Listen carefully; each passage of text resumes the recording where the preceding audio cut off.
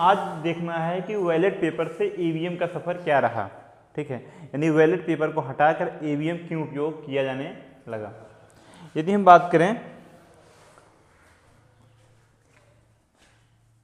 Ballot paper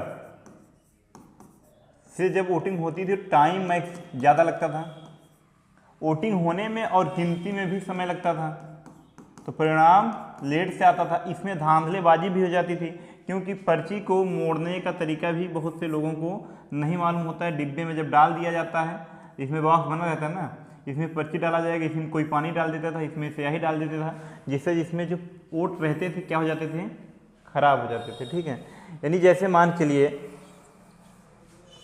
wallet vote पड़ा, ठीक है, तो जैसे टाइम क्या लगता है भाई, अधिक लगता है, गिनती में भी समय लगा, ठीक है, उसके बाद परिणाम आने में भी समय लगा।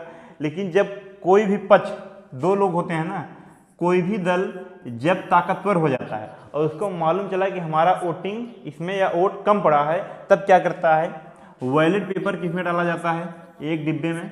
ठीक है, तो डिब्बे में एक क्या होता है, सुराख होता है, जगह बना होता है जहाँ से हम क्या डाल सकते हैं, वोट डाल सकते हैं। तो विपक्षी यानी जो हार रहा है उसको मालूम चल गया है क्या भाई, इसमें मेरा वोट कम है इस डिब्बे में, तब क्या करेगा, किसी व्यक्ति को भी सेट कर सकता है, ताकतवर है। चाय पीते पीते आया, इसी में डाल दिया, उसके बाद कोई पानी पीते आया, इसी में डाल दिया। अच्छा, ये करता कौन है, जो चुनाव विभाग के सदस्य होते हैं वही, या जो चुनाव कराने आते हैं वही। बता दिए थे चुनाव कैसे होता है, चुनाव आयोग में डायरेक्ट बताया गया था, निर्वाचन आयोग करवाता है ना। निर्वाचन आयोग कहाँ भाई, दिल्ली में। इसके नीचे हर जिला का क्या होता है, डीएम होता है। डीएम के नीचे कौन होता है, आरओ, जिसको क्या कहते हैं हम, रिटर्निंग ऑफिसर। इसके नीचे क्या होता है, प्रिसाइडिंग ऑफिसर यानी पीओ। इसके नीचे कौन होता है, पोलिंग ऑफिसर यानी पीओ। इसके नीचे कौन होता है, पोलिंग एजेंट।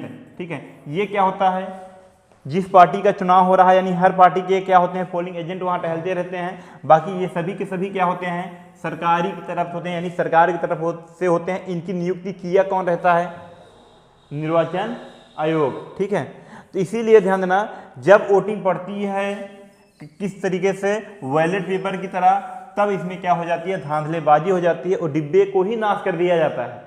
अब इसमें कैसे मालूम चलेगा कि किसका वोट कम है किसका ज़्यादा, जब डिब्बे में पानी डाल दिया गया, सही डाल दिया गया, सब मिक्सचर हो जाएगा ना उसी में। इसीलिए इन सब असुविधाओं को दूर करने के लिए सरकार एक नया नियम लाती है, बैलेट पेपर के जगह हटाकर ईवीएम लाती है। क्या लाती है, ईवीएम को फुल फॉर्म होता है इलेक्ट्रॉनिक्स वोटिंग मशीन। ठीक है, यदि हम बात करें भारत में सबसे पहली बार कब कहाँ उपयोग किया गया, ठीक है, तो सबसे पहली बार 1982 में कहाँ उपयोग किया गया, केरल में। ठीक है भैया, और केरल में वो भी पूरे चुनाव में नहीं, केवल उपचुनाव के लिए। उपचुनाव क्या होते हैं बता ही दिए हैं, जब किसी भी राज्य या किसी भी देश में 2-4 सीट के लिए क्या होता है, चुनाव कराया जाए तो उसे हम क्या कहते हैं, उपचुनाव। तो उपचुनाव के लिए क्या किया गया भाई, प्रयोग किया गया, क्योंकि अंदाजा जा रहा था कि ईवीएम कहां तक सक्सेस है, कहां तक सक्सेस नहीं है। ठीक है, इसके बाद जब देखा गया केरल में उपचुनाव सफलतापूर्वक हो गया, तो इसके बाद कब लाया गया, इसे बड़े स्तर पे लाया जाएगा ना। तो बड़े स्तर का मतलब है कि अब पूरे राज्य लेवल से लाया जाएगा। और कब लाया गया, 1998 में। ठीक है, 1998 में कहां लाया गया, राजस्थान। और ये राजस्थान में विधानसभा का चुनाव हुआ था। किसका चुनाव हुआ था, यानी पूरे विधानसभा का चुनाव किससे हुआ, ईवीएम पे। यानी अब क्या हुआ, पहले एक राज्य के एक सीट पर उपचुनाव कराया गया, वहां सक्सेस देखा गया। अब राज्यसभा यानी किसी भी राज्य के पूरे राज्य में कराया गया विधानसभा का चुनाव, सक्सेस देखा गया 1998। 1998 के बाद 1999 में एक उपयोग होता है गोवा में। ठीक है, गोवा में क्यों बोला गया, ध्यान देना, गोवा के प्रत्येक बूथ पर, यहां था कि मेन बूथ पर था, ठीक है, राजस्थान में, लेकिन गोवा में प्रत्येक बूथ पर क्या हो गया, प्रयोग किया गया। ध्यान देना, प्रत्येक बूथ पर, यानी गांव गांव तक कहते हैं, प्रत्येक बूथ पर ईवीएम का उपयोग किया गया। कब किया गया, 1999 में। 1999 के बाद आता है, ध्यान देना, चलते चलते चलते चलते अब एक छोटे से सीट यानी 1-2 सीट के लिए हो गया, पूरे राज्य के लिए हो गया, यानी राज्य में भी पूरे बूथ के लिए हो गया। अब बड़े लेवल करना है, पूरे देश लेवल।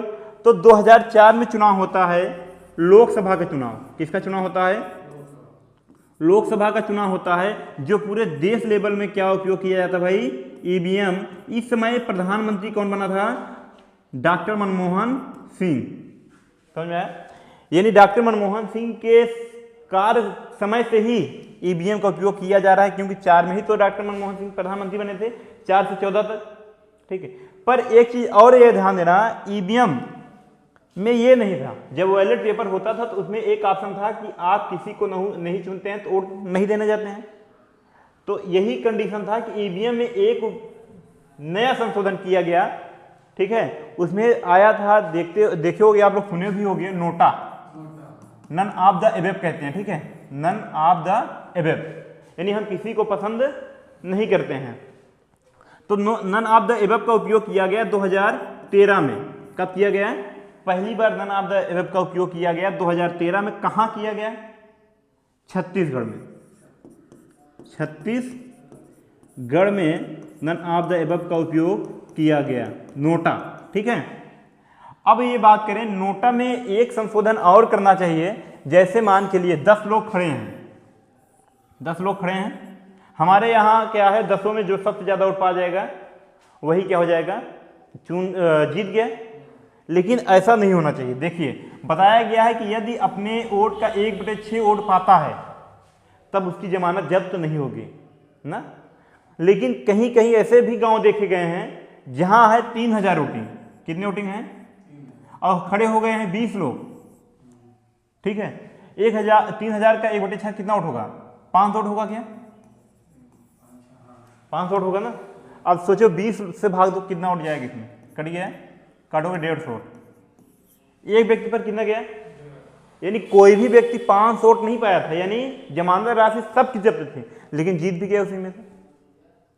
तो ये कंडीशन नहीं होना चाहिए। और भारत में है क्या, ध्यान देना, जैसे 10 लोग खड़े हो गए हैं, 10 में जो सबसे ज्यादा वोट पाएगा वही जीतेगा। नोटा पे भले सबसे ज्यादा पड़ गया हो, अगर नोटा पे सबसे ज्यादा पड़ गया इसका मतलब प्रत्याशी किसी को पसंद नहीं करते हैं। यानी जो वोटिंग दे रहे हैं, जनता किसी भी प्रत्याशी को पसंद करते हैं नहीं करते हैं, तभी तो नोटा पे सबसे ज्यादा वोटिंग पड़ा। तो करना क्या चाहिए सरकार को? संशोधन लाना चाहिए कि जितने भी 10 लोग खड़े हैं इनको जनता नहीं पसंद करती, इसलिए इस पंचवर्षीय पे ये 10 नहीं खड़े हो सकते हैं। कोई नया व्यक्ति आएगा, कोई नया चेहरा है, तब हो सकता है नोटा पर कम पड़े। लेकिन हमारे यहाँ ऐसा नहीं है, नोटा पे कितना भी पड़ जाए, अगर 1000 वोट है, 999 नोटा पड़ जाए, 1 वोट कोई पा जाए तो जीत गया। ये व्यवस्था नहीं होनी चाहिए। बहरहाल सुधारा जाएगा आगे धीरे धीरे, क्योंकि देखिए पहले क्या था, छोटे लेवल पर उपयोग किया गया केरल में, फिर राजस्थान में, फिर पूरे गांव में। ठीक है, फिर संसदीय में यानी लोकसभा चुनाव में, फिर नोटा का उपयोग किया गया। नोटा पहले नहीं था।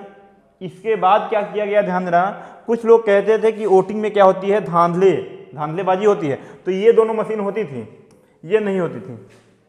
ठीक है, ये दोनों मशीनें होती थी, ये मशीन नहीं होती थी, इस पे वोट देते थे, यही वोटिंग जो होते हैं इसमें आके काउंट हो जाती है। एक ये भी ध्यान देना, इसको कहते हैं मेमोरी यूनिट। क्या कहते हैं? एक मेमोरी यूनिट में कितना वोट आता है? 36 वोटिंग। ठीक है, 36 वोट आता है। अब ध्यान देना, 2013 तक क्या उपयोग किया गया भाई?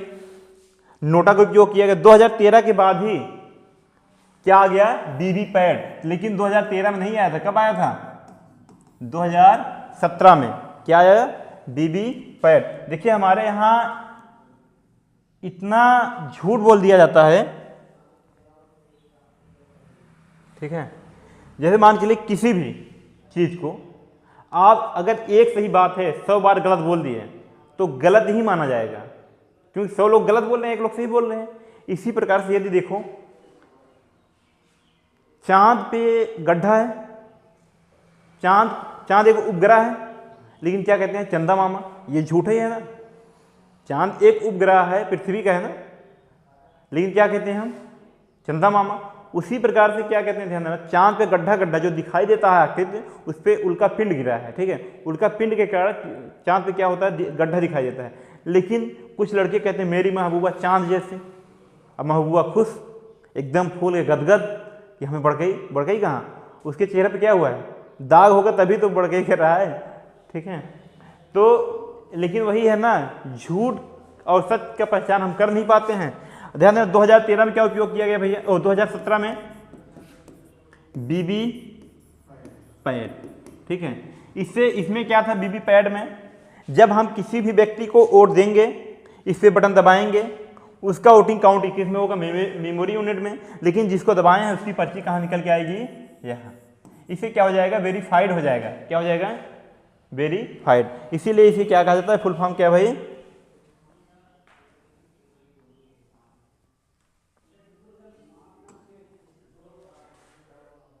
Voter verifiable paper editor trial, ठीक है, इसका ये फुल फॉर्म होता है। अब यदि हम बात करें, ध्यान देना, सबसे पहली बार ईवीएम का उपयोग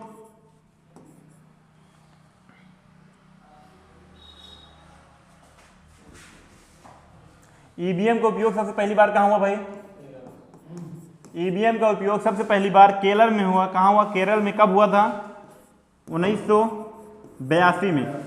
इसके बाद कहाँ हुआ था, राजस्थान में हुआ था, ठीक है। राजस्थान में कब हुआ था, 1998 में हुआ था। 1998 के बाद कहाँ हुआ, गोवा में। प्रत्येक बूथ कब हुआ था, 1999 में हुआ था। इसके बाद कहाँ हुआ भाई, कहाँ हुआ, 2004 में, यानी पूरे भारत में कब हुआ, 2004 में। कौन सा चुनाव था, लोकसभा का चुनाव, इस समय प्रधानमंत्री डॉक्टर मनमोहन सिंह। इसके बाद 2004 के बाद 2013 में किसका उपयोग किया गया, नोटा का। पहली बार नोटा का उपयोग 2013 में किया गया। कहाँ किया गया था, छत्तीसगढ़। 2013 में क्या उपयोग किया गया, नोटा का, है ना। इसके बाद नोटा के बाद फिर 2017 में क्या किया गया भाई, ईवीएम नहीं, ईवीएम में एक जोड़ा गया, क्या कहते हैं हम, बीबी पैड। ये बीबी पैड, ध्यान देना, कौन सा वर्जन का है, M3 वर्जन का है। कौन सा वर्जन का है, M3 वर्जन का। ये क्वेश्चन में पूछा गया है, ठीक है। यानी जैसे कहने मतलब है, देखिएगा अभी 4G चल रहा है, फिर 5G आया, तो ध्यान देना, यानी 4 और 5G का अर्थ क्या होता है, जानते हैं, नेट पे चले। देखिएगा 1G का मतलब है 1 जनरेशन, पहली पीढ़ी। 2G का मतलब है दूसरी पीढ़ी। 3G का मतलब है तीसरी पीढ़ी, चौथी पीढ़ी, पांचवी पीढ़ी। यानी जनरेशन का मतलब पीढ़ी होता है ना, ये सिम का जो है 5वीं पीढ़ी चल रहा है, ठीक है। उसी प्रकार से M3 का मतलब क्या है, इसका वर्जन जो है पहली बार M1 बना होगा, M2 बना होगा, अब कौन सा है, M3 वर्जन है, ठीक है। ये रीजन है। यानी इस प्रकार से ईवीएम इस प्रकार से बैलेट पेपर को हटाते हुए हम ईवीएम का उपयोग करते हैं। ईवीएम का उपयोग क्यों किया जाता है, ठीक है, या बैलेट पेपर को क्यों हटाया गया, क्योंकि बैलेट पेपर से क्या होती थी, असुविधा होती थी, समय ज़्यादा लगता था। ईवीएम से क्या होती है, काउंटिंग जल्दी हो जाती है, सुविधा भी कम होता है। ईवीएम का घोटाला होता कहाँ है, कैसे होता है, इसको भी बता दिए हैं। वोटिंग के समय घोटाला नहीं होता है, रास्ते में होता है, ठीक है। देखे होंगे, सुने होंगे आप लोग कि ईवीएम यहाँ देखा गया है, वहाँ देखा गया है, रोड पे पड़ा है, पार्क में पड़ा है, ठीक है। तो ऐसे घोटाला होते हैं, ना कि वोटिंग के समय होता है, क्योंकि ईवीएम में इंटरनेट का उपयोग नहीं किया जाता। जिसमें भी इंटरनेट का उपयोग नहीं किया जाता उसमें हैक करने का कोई चांस नहीं होता। आगे क्लास कल